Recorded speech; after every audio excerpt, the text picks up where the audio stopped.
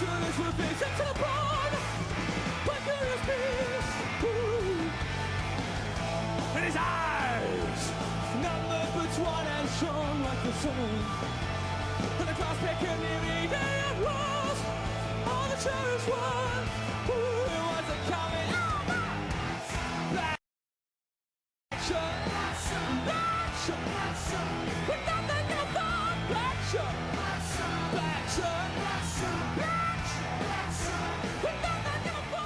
And they told us about the myth, and they showed us the door with the scratch marks on it and stuff. And it's where the great beast of a dog with one eye tried to yeah, but then that's a significant story really, in that for that part of the town, for that part of the county, you know.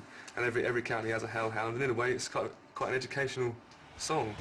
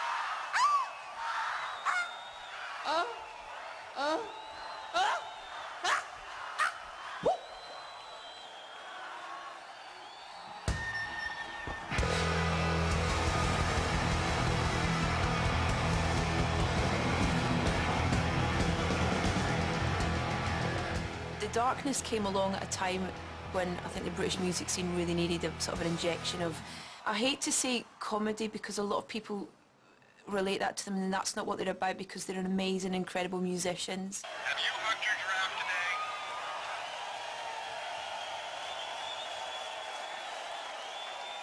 I can't understand a word that fucking giraffe's saying to me.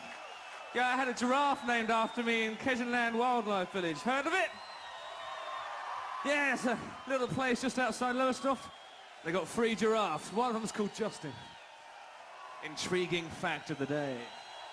Giving up, giving a fuck!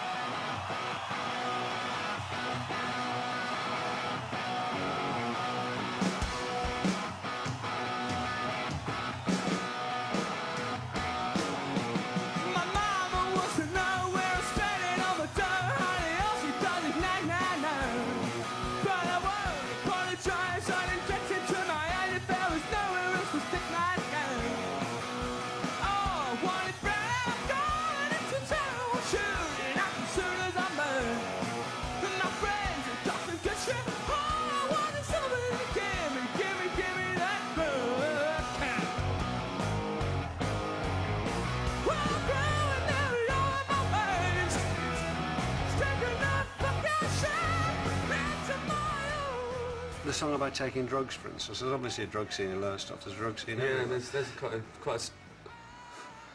It's a strange place, I think. A lot of people come here to... Well, to this region, really. I'm talking about places like Leiston as well, to work in the power station, and there isn't necessarily work there.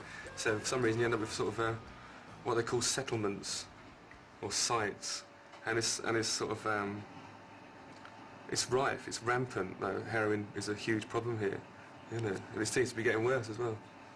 We have a very direct experience of it, but you know, not personally, but it's touched all of our lives, you know, to an extent. And I've had friends die and stuff, so it's same as anywhere else in the country, I suppose. Yeah.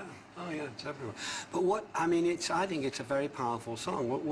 I'm just trying to dig a bit behind it. What made you write that song instead of the other song, as it were?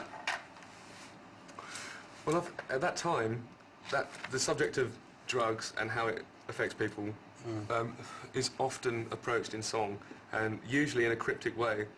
People usually say, "Oh, let's call it this," and you know, describe that. But they're trying to be cryptic or judgmental. Do you know what I mean? No one ever approaches it head on and goes, right, well, this is why people do it, you know. And it was a really determined effort to just say it exactly as it is, using as many swear words as is appropriate, and just trying to describe it from a drug user's perspective, you know.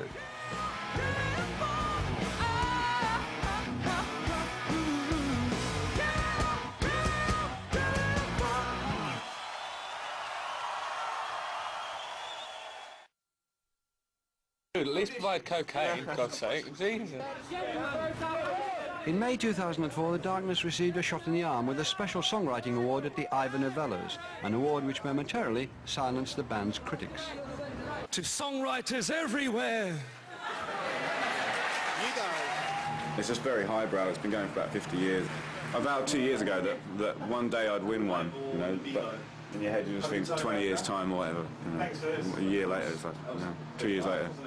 Where's the sort of territory you're moving in now where you're going to draw the future songs from?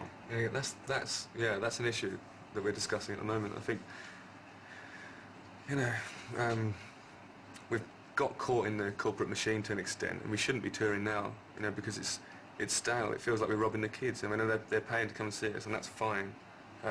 They acknowledge that we only have one album and a few B-sides to play, maybe the odd cover, you know, but that's not good enough for us, really. We want to be headlining Reading, but at the end of the day, we want to be doing it with a proper catalogue of songs.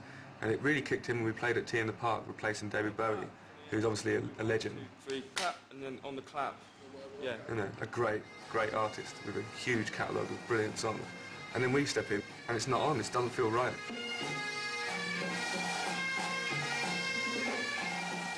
We've got to stop, because at the end of the day, they're going to go, right, you've got 2 weeks to write the album, then you've got to record it.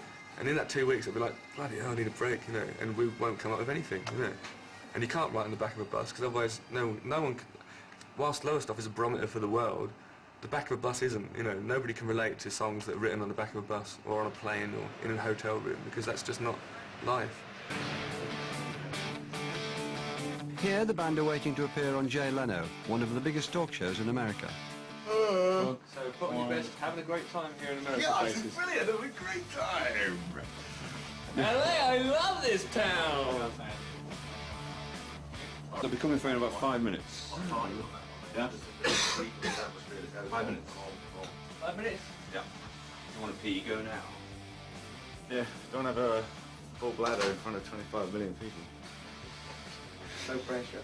No pressure or anything, guys. So relative, guys. So relative. I don't like LA at all, I think it's a shithole. I like it though. I enjoyed it after last night. It made more sense. It depends on me too. Shouldn't have to go into an audience and actually tell them either have a good time or fuck off out the door. People should know that already. I think it's just a bit insulting that people bother to buy a ticket for a gig and then don't want to have a good time. And it's the restrictive confines of the coolness of LA. Fuck that, go and live somewhere where you can actually have a good time without having to look over your shoulder and see who's watching you. But then again, they're looking at it where it's... People in this town are consumed by the desire to be famous. And Also, and do really not cool, ask. you know, it's Do not bollocks. ask what LA. Complete waste of time. Do not ask what LA can do for you. Ask what you can do for LA. We've cured LA. That's a secret. For a while there. You know, we've made it a better place. Because before we turned up, it was a shithole. Wake up. Don't always believe what's on the outside, because, oh, on the inside, nothing. Empty. Emptiness. Vacuum. There you go. Get down there.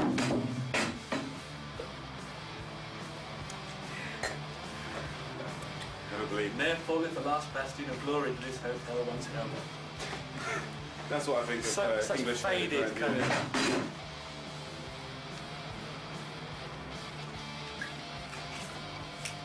We do it with liquor Can you paint, tell, it's basically. we're nervous? The Darkness are actually children of rock. I got to spend some time with Justin and Dan's mum in Lowestoft, and she's a rocker. Their mum was a rocker. She used to hang out with Jimi Hendrix in London and, you know, drink whiskey and Jack Daniels with the people who were around at that time. So that's definitely been instilled in Justin and Dan from a really early age. We always aspired to be an arena stroke stadium band because you get the production value. You know, everyone wants to have inflatables and pyros and lights and stuff, and our music's bombastic and it's an extension of ourselves, and everything is dramatic, and I think music is a facet of the entertainment trade, and if you can't have one without the other, I don't think.